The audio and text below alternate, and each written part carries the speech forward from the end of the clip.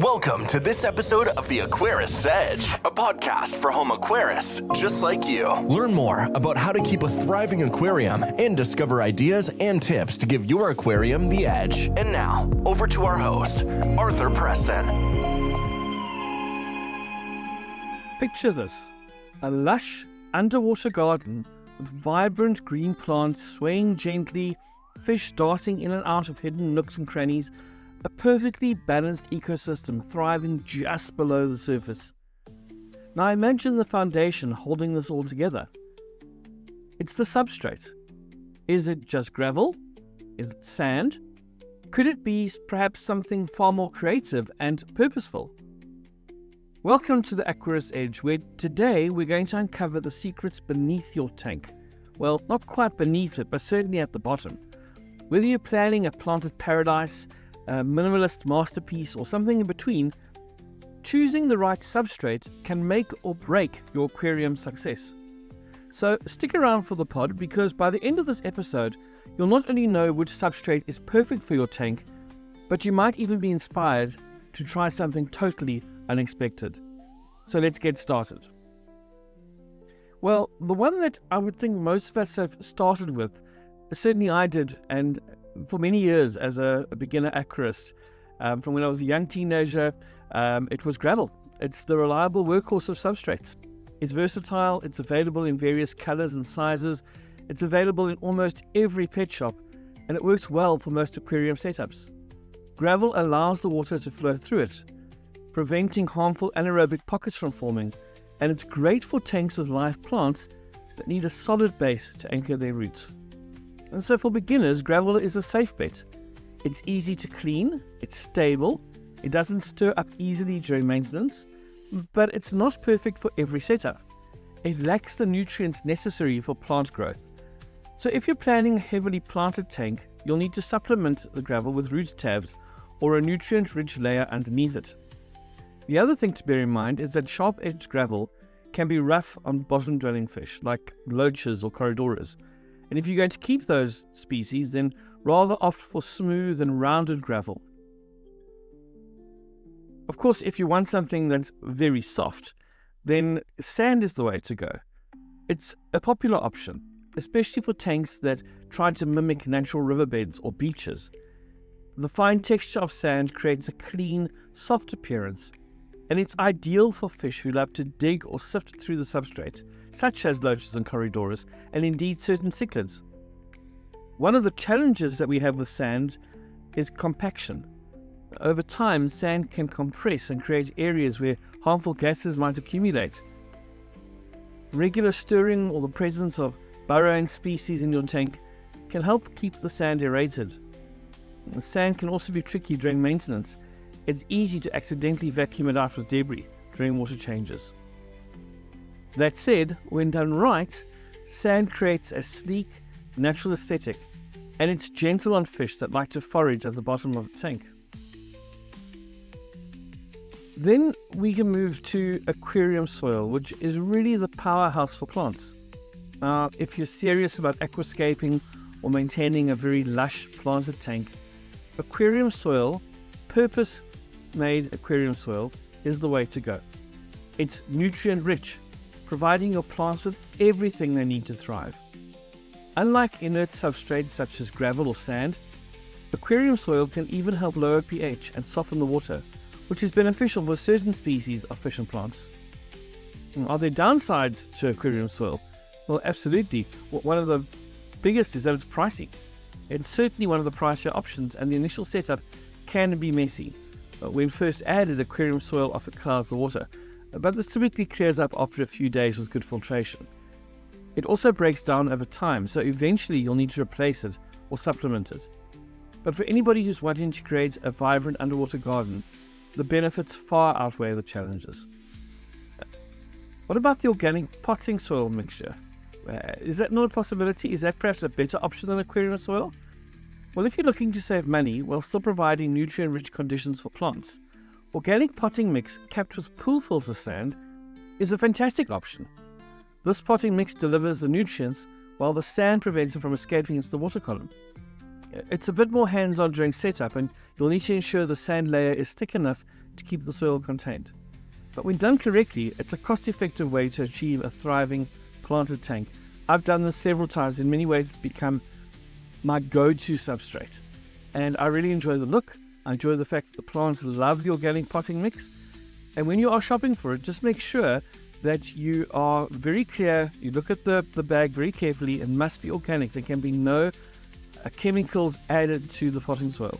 So just make sure that you're buying the correct mix, organic potting mix, and cap it with a layer of sand, pool sand. Now, in my local pet store, there is a tank that contains bedders. It's a divided tank, and at the substrate of this tank are glass marbles. Now, I've always thought that was a bit interesting, but when I came to think about it, I realized that, marbles or glass beads can look quite good if that's what you're looking for. They come in a range of colors. They give your tank a kind of artistic flair, and they can look good with certain fish. The smooth surface of the marbles makes them easy to clean. They don't compact like sand does, but they're not ideal for planted tanks as they don't provide any anchoring or nutrients for plant roots. And there's one other downside to this.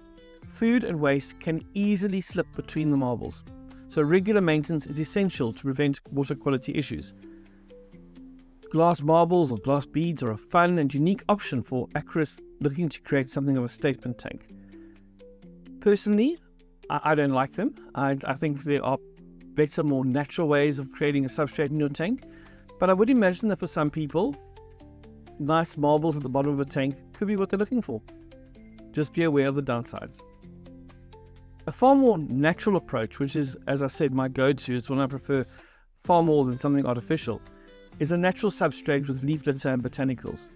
And if you're aiming for a tank that mimics a natural riverbed or a blackwater habitat, leaf litter and botanicals are fantastic choices. Leaves such as Indian almond or oak release tannins into the water, creating a tea-colored effect and slightly lowering pH, which is perfect for fish such as tetras, betas, or pistogrammas. While this setup is stunning and replicates certain biotopes beautifully, it does require regular upkeep. Leaves and botanicals break down over time and need to be replaced to avoid water quality issues. That said, I think if you're looking for something that is natural, that is going to mimic nature, if you have a nice flow of water through it, or indeed perhaps a more still river look that's going in your aquarium for the species that inhabit that type of natural environment, then leaflets and botanicals at the bottom of your tank are stunning. And indeed, these can be added no matter what your substrate is. But if you're wanting something completely natural, leaflets and botanicals on their own at the bottom of your tank is also an option. But now, what about people who don't want a substrate at all? Is it possible to have a good healthy tank without a substrate altogether? Well, the answer is yes, you can have a healthy tank without a substrate, but you need to be aware of a couple of things. Let's first talk about the practicality. Why would you want a substrate-free tank? Well, in breeder tanks or quarantine tanks, cleaning becomes a whole lot easier. Waste and uneaten food are visible and can be quickly siphoned out. But they certainly lack the aesthetic appeal of a traditional setup. And truthfully, they can also stress some fish species that prefer a darker or more natural-looking environment. Additionally, without a substrate, you miss out on the biological filtration provided by beneficial bacteria that colonize the substrate surface. So, while substrate-free tanks have their uses, they're best suited for specific purposes rather than as a long-term display tank solution. But why just settle for one type of substrate? Why not mix them together? Mixing gravel and sand, for example, can create an interesting texture and give you the benefits of both. Or you could use gravel for the bulk of the tank and reserve a section of sand for burrowing fish. You can also mix and match your substrate to create patterns and pathways in your tank. It can look very aesthetically pleasing if you've been creative and taken the time to really lay out your substrate carefully. So by combining substrates, you can tailor your tank to meet the needs of your fish and your plants, while also achieving a very unique aesthetic. So get creative. Now, whether you're going for a classic gravel setup, experimenting with something like glass beads, or exploring the possibilities of a substrate-free tank, the key here is to match your substrate choice to the needs of your fish and your plants. So folks, what is your favorite substrate? Have you tried anything that's been unconventional? Let me know. Send an email to admin@artfishroom.co.za and let's share the ideas. We can always learn from one another, which ultimately is the purpose of this podcast. And that brings us to the end of this week's episode of the Aquarius Edge. Thanks for tuning in. Please make sure you like and subscribe if you are listening to this, watching this on YouTube. And please go ahead and leave a review if you are listening to this on Apple Podcasts. And please also consider following us, subscribing to us on your favorite podcast app. Anyway, folks, that's it for now. Keep creative. Keep enjoying this amazing hobby. I will see you next time. Bye for now.